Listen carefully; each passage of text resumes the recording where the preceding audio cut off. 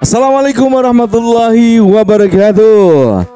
Salam olahraga pemirsa yang ada di seluruh tanah air, berjumpa kembali dengan kita Celucusten dalam bincang sepak bola pada hari ini. Tentu saja saya akan menyapa seluruh para supporter timnas Indonesia, para pendukung timnas Indonesia, para penonton, para pecinta fans timnas yang ada di seluruh tanah air. Jangan lupa berikan dukungan kepada kita berupa like and subscribe untuk mendukung kita menuju 100.000 subscriber yang pertama. Dan berikan komentar, kritikan kepada kita, juga kepada PSSI agar PSSI selalu on the track dalam mengembangkan misi timnas Indonesia menuju pentas Piala Dunia.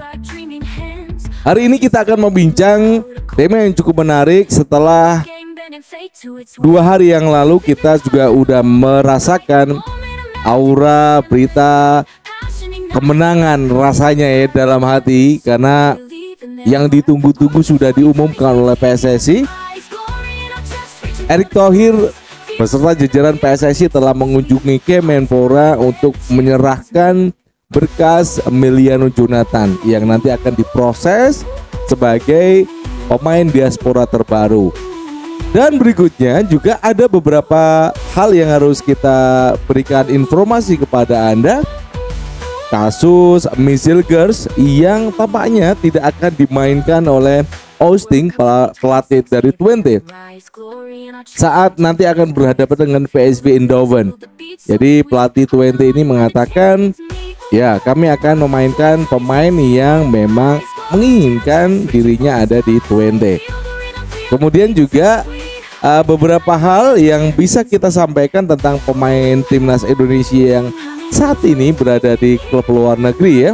Ada juga kabar tentang Ole Romani yang sudah berlatih berjalan ya, menggunakan alat khusus yang memang disiapkan oleh tim medical dari Oxford United.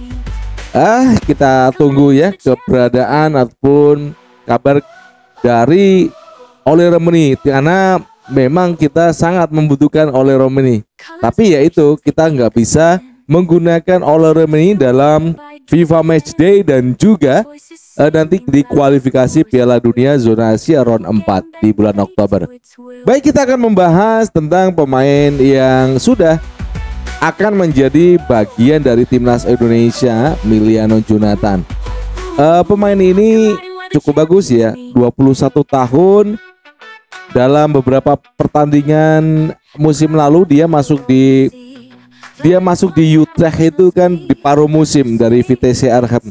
Jadi di Vitesse Arnhem itu dia bagus, banyak mencetak gol.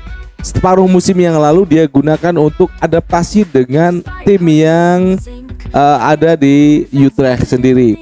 Saat ini ya, kemarin tuh saat mereka akan masuk ke UEFA melawan tim dari Eropa juga ya, dia dimasukkan 28 menit kalau tidak salah, dan itu sih buat kita untuk pemain 21 tahun ini udah cukup untuk menambah jam terbang Emiliano Jonathan.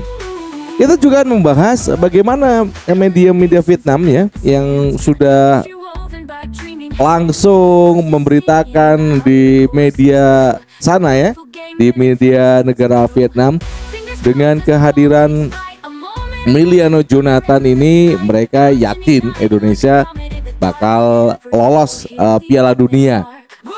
Itu yang kita baca ya dari media-media Vietnam. Jadi ada juga yang mengatakan mengerikan ya kehadiran dari Emiliano Jonathan. Tapi pada intinya saya ingin selalu menekankan kita butuhnya bukan seorang winger. Meskipun Emiliano Jonathan dalam beberapa posisi juga di FW ya, juga striker juga, meskipun dia juga kebanyakan di Vitesse Arnhem dan juga Utrecht itu dia bermain sebagai winger.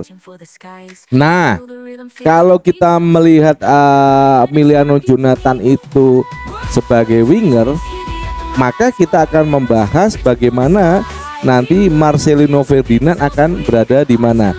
Oke, ini ancang-ancang aja ya untuk nanti kata kita di September ada FIFA Match, pasti pelatih kita akan memasangkan dua opsi. Boleh itu mungkin Emiliano Jonathan dipasangkan di kanan, Marcelino Ferdinand di kiri, atau mungkin nanti ya digonta-ganti lah. Ada yang kadang ke kanan, kadang ke kiri, sesuai dengan kebutuhan tim saat mereka melakukan penyerangan. Ini untuk winger Emiliano Jonathan. Mungkin yang rekan-rekan semuanya belum ketahui adalah dulu Emiliano Jonathan itu digadang-gadang oleh media Belanda sebagai penerusnya Arjen Robben. Ya, mungkin rekan-rekan pernah dengar kabar tersebut bahwasanya Emiliano Jonathan itu digadang-gadang sebagai penerus dari Arjen Robben. Tapi ya itu, karena dia sudah bergabung dengan timnas Indonesia, pasti ya pupus. Dia tidak akan bisa membela timnas Belanda di usia yang cukup muda, 21 tahun. Saya rasa kedepannya karirnya tidak hanya berhenti di Utrecht. Kalau mungkin dia berpermainan cemerlang musim ini, kemungkinan musim depan dia akan pindah pasti dicari oleh klub yang lebih bagus ya, mungkin di Italia, Inggris, ataupun liga di Bundesliga. Karena apa?